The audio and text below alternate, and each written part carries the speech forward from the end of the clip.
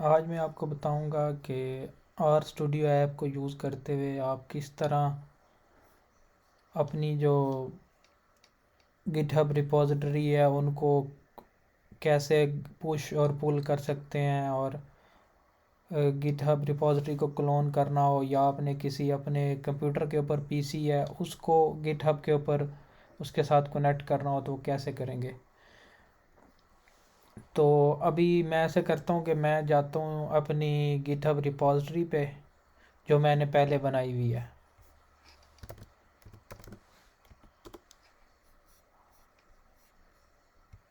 उसको उसका मैं लिंक कॉपी करता हूँ क्योंकि मैं चाहता हूँ कि मैं उसको पहले पुल करूँ। मतलब उसके जो कंटेंट्स वहाँ पे पड़े हैं वो अपने पीसी पे उस पूरी रिपॉजिटरी को पुल कर लूँ और फिर बाद में मैं उसको पुश करूँगा ताकि आप समझ सकें। पुल और पुश क्या होता है। पुल ये होता है कि मैं रिमोट रिपॉजिटरी जो गिटहब की वेबसाइट पे पड़ी है, रिमोट मतलब जो इंटरनेट की वेबसाइट पे पड़ी है, उसको अपने कंप्यूटर पे लाना चाहूँ तो इसको कहते हैं खींच के पुल जिसको कहते हैं। तो मैं इसको पुल करूँगा, फिर मैं उसमें कुछ चेंजेस करूँगा और फिर मैं उसको पुश कर दूँगा, मतलब यहाँ से भेज दूँगा वेबसाइट के ऊपर, गिटहब की वेबसाइट के ऊपर। और भी तरीके हैं। अब उसके दरमियान कुछ स्टेप्स हैं जिसको कहते हैं कॉमेट और ऐड और क्लोन और इस तरह की चीज़ें। तो मैं स्टार्ट करता हूँ पहले पुल से। मैं जाता हूँ अपनी किसी रिपॉजिटरी में, मैंने जो रिपॉजिटरीज़ कुछ बनाई हुई हैं। मिसाल के तौर पे ये एक रिपॉजिटरी है जो मैंने आज ही बनाई थी ग्लास बीड्स के नाम से। ठीक है, मैं इस पे आ गया।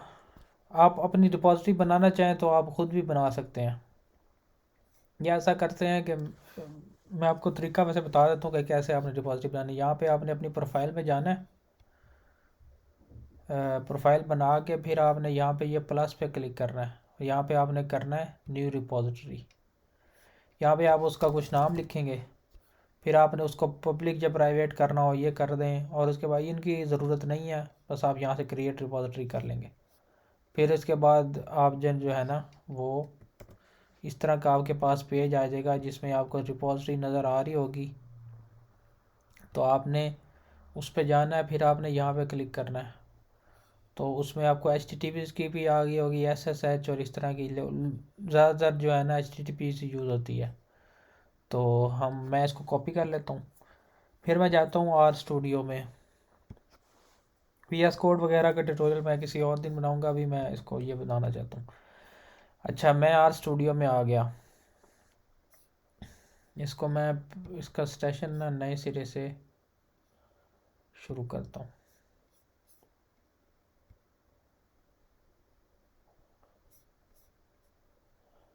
तो इसके अंदर मैं फिर करूँगा। अच्छा, अब इसमें कुछ भी ओपन नहीं है, ये पुरानी फाइल्स कुछ पड़ी हुई हैं। तो मैं जाता हूँ फाइल में। फाइल में मैं जाता हूँ ओपन प्रोजेक्ट। ठीक है, अब ये मुझे कह रहा है कि कोई ना कोई फ़ोल्डर करो आप। तो मैंने पहले आपको क्या बताया कि मैं अभी पुल करने लगा हूँ, बाद में मैं आपको पुश का बताऊँगा कि वो कैसे करते हैं। तो मैं इसके लिए क्या करूँगा, ये कंसोल नज़र आ रहा है और टर्मिनल नज़र आ रहा है और जॉब्स नज़र आ रही हैं। ठीक है, तो मैं ऐसा करता हूँ कि मैं जो हूँ ना वो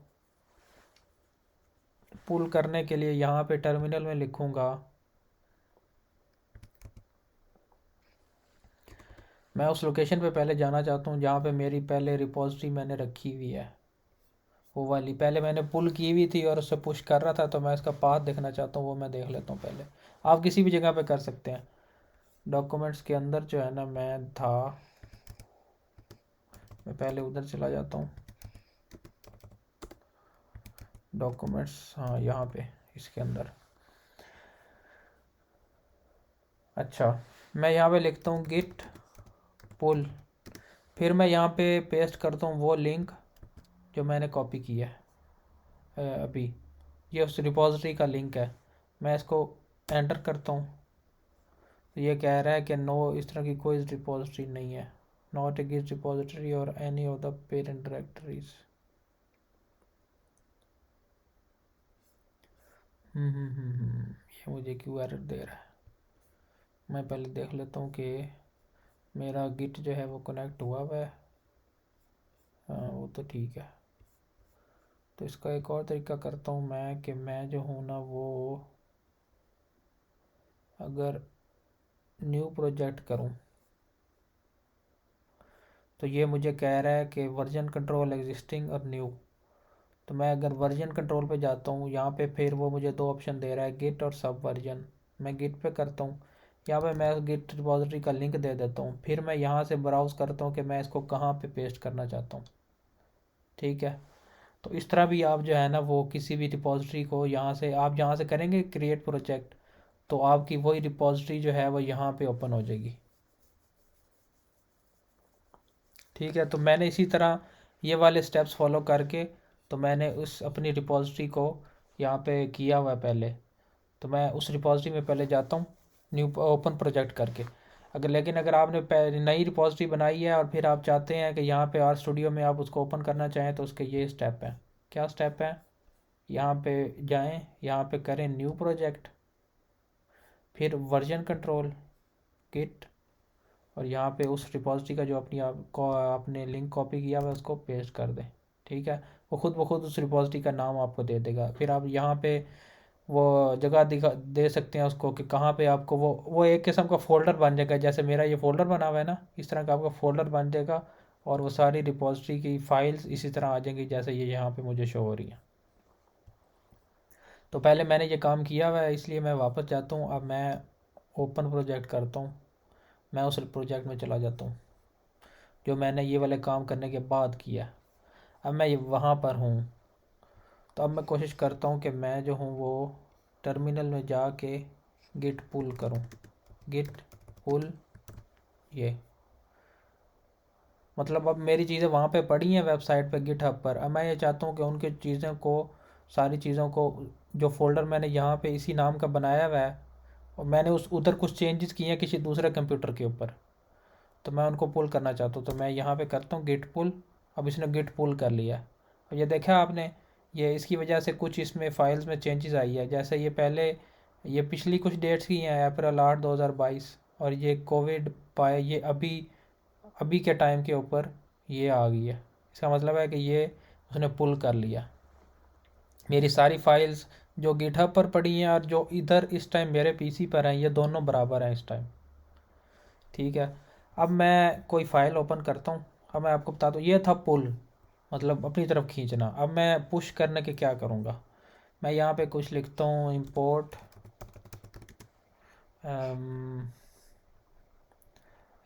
कोई इंपोर्ट बुके एज बीके। ठीक है। मैंने इसको ये लिख के फिर कंट्रोल एस किया, इसको सेव किया।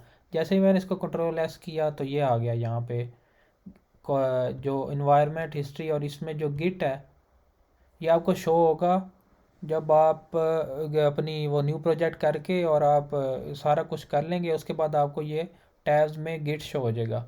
और उसके लिए पहले आपको ज़रूरी है कि आपने गिट इंस्टॉल किया हुआ हो। ये ज़रूरी है गिट इंस्टॉल किया हुआ, और टूल्स में जाके आपने देख भी लेना है ग्लोबल ऑप्शंस। उसमें फिर आपने सेटिंग्स और प्रेफरेंसेस, शायद विंडोज़ पीसी पे और किस्म की ऑप्शन हो, लेकिन इसी तरह की विंडो ओपन होगी। इसमें आपने गिट एसवीएन में जाना है। यहाँ पे आपने देख लेना है आपके पास गिट है यूज़र बिन या इस तरह कुछ इंस्टॉल हुआ हुआ। तो अगर हुआ हुआ होगा तो आपको इस तरह की ऑप्शन शो हो जाएगी। अच्छा, ये अभी मैंने इसमें कुछ चेंजेस किए हैं तो मैं इसके ऊपर क्लिक करता हूँ। यहाँ पे गिट टैब में जाके यहाँ पे क्लिक करता हूँ। इसका मतलब है कि हम जो यहाँ पे चेंजेस कर रहे हैं उसको स्टेज करने लगे हैं। गिट ऐसे काम करता है कि पहले गिट आपके पास जो होती है पीसी के ऊपर या वेबसाइट के ऊपर, और उसमें 3 4 स्टेप्स हैं। पहला स्टेप ये है कि आप उसको स्टेज ले जाते हैं। स्टेज ऐसा होता है कि दरमियान में, जैसे घरों में बरामदा होता है ना, इसी तरह घर के अंदर दरमियान में गली सी बनी होती है, वो एक स्टेज है। फिर आगे कॉमिट होता है दूसरा तीसरा स्टेप। पहले मैंने चेंजेस की, ये पहला स्टेप, फिर स्टेज करूँगा मैं, फिर उसके बाद मैं कॉमिट करूँगा, ये कॉमिट आ रहा है, फिर उसके बाद मैं पुश करूँगा। कॉमिट ये होता है कि फ़ाइल में चेंजेस आ जाती हैं जो स्टेज एरिया में चली जाती हैं, मतलब बरामदे में चली जाती हैं। लेकिन गिट हब पर नहीं जाती। गिट हब पर तब ही जाती हैं जब हम उसको पुश करेंगे। तो मैं इसको स्टेज करता हूँ। अब ये आ गया, your branch is head of origin master bye 1 commit. इसका क्या मतलब है? इसका मतलब ये है कि आपने एक चेंजेस की हैं, आपकी जो गिटहब की रिपॉजिटरी है वो इस तरह की ब्रांच होती है ना, ठीक है। अब ये मैंने यहाँ पे कितनी डैशेस लगाई, सॉरी ये ज़्यादा डैशेस लगे, मैं कुछ बताता बना, 1 2 3 4, ठीक है। ये है, आप ये समझें कि ये गिटहब पर यही फोल्डर है ग्लास बीट्स। ये मेरे पास है 1 2 3 4 5, ठीक है। ये लोकल पीसी पे है। अब ये मुझे क्या बता रहा है, your branch is head of origin master bye 1 commit. इसका मतलब ये है कि आप जो गिटहब की 4 कॉमिट्स हैं उसमें से आपने एक कॉमिट ज़्यादा कर लिया है। मतलब आपने एक चेंज की है जो आपने स्टेज एरिया में कर दिया है, लेकिन गिटहब पर अभी वो नहीं हुई। वो कैसे ये बराबर हो सकती है? इसका तरीका ये है कि या तो मैं गिटहब किसी और पीसी पे जाके तो इसको पुल कर लूँ, लोकल पीसी वाले को पुल कर लूँ, लेकिन पुल मैं तब तक नहीं कर सकता जब तक ये दोनों पीसी आपस में कनेक्टेड हों बगैर किसी गिटहब के। तो ये कॉम्प्लिकेटेड तरीका है। तो इसका आसान तरीका ये है कि मैंने ये स्टेज किया। अब ये मुझे बता रहा है कि आप एक कॉमेट आगे चले गए हैं इससे, तो आप ये दोनों आपस में बराबर नहीं हो सकती। ये बराबर तभी हो सकती हैं जब ये वाली गिटहब यहाँ से पुल कर ले या ये वाली जो है ये हम इधर पुश कर दें।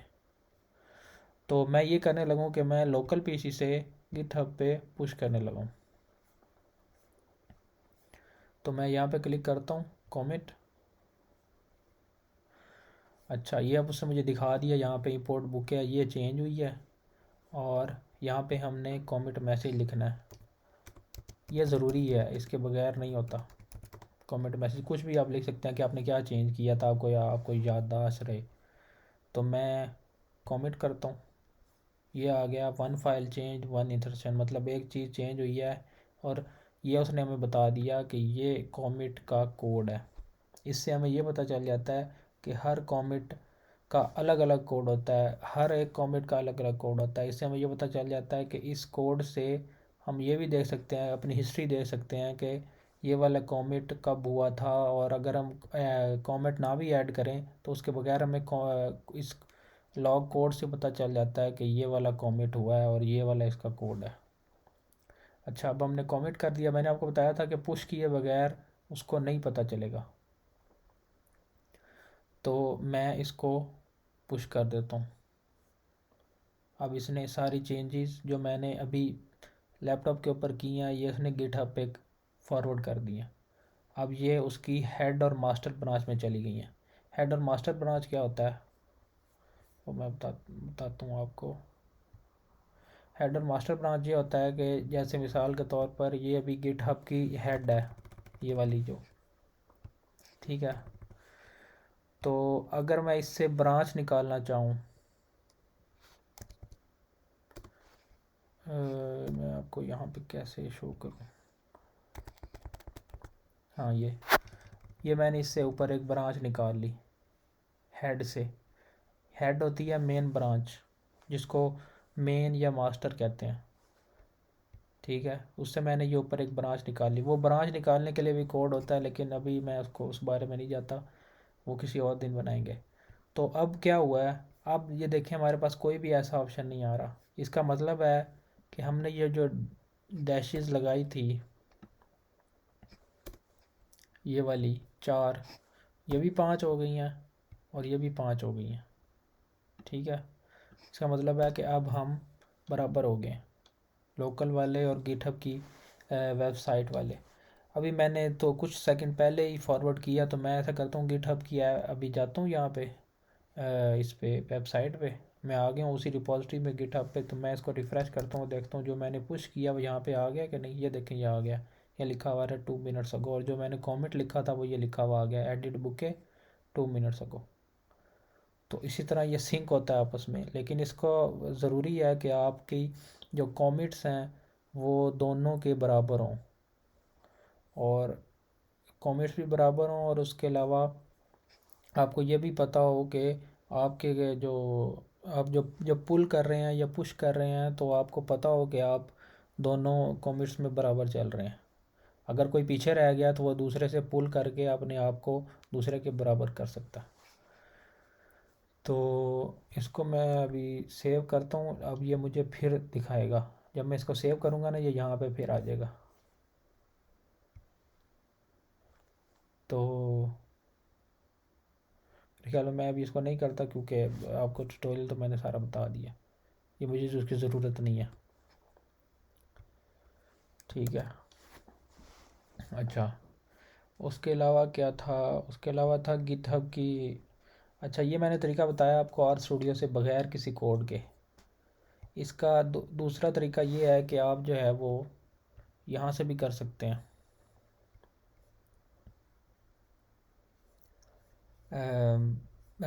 टर्मिनल से उसके कोड्स होते हैं कुछ। तो मैं इसके लिए इसमें कुछ और चेंजेस करता हूँ। ये मैं मिटाता हूँ, इसको सेव करता हूँ। ये फिर आ गया। जैसे मैंने इसको मिटाया उसने नोट कर लिया कि इसके अंदर चेंज हो गया है। तो मैं इसको अब टर्मिनल में जाता हूँ। अब मैं कोड के ज़रिए वही काम करने लगा हूँ जो मैंने पहले यहाँ से किया। वो मैं कैसे करूँगा? वो मैं उसका तरीका तो ये है कि पहले जो है ना वो गिट इनिट करके हम ये बताते हैं इसको गिट को कि ये वाला फ़ोल्डर को एज ए रिपोजिटरी ट्रीट करो। तो ये पहले ही उसको एज ए रिपोजिटरी ट्रीट कर रहा है, लेकिन फिर भी अगर हम कर देंगे तो इससे इसको कोई फ़र्क नहीं पड़ता। गिट, उसके बाद आपने ये करना है गिट ऐड डॉट। इसका ये मतलब है कि ये जो सारी फाइल्स हैं इन सब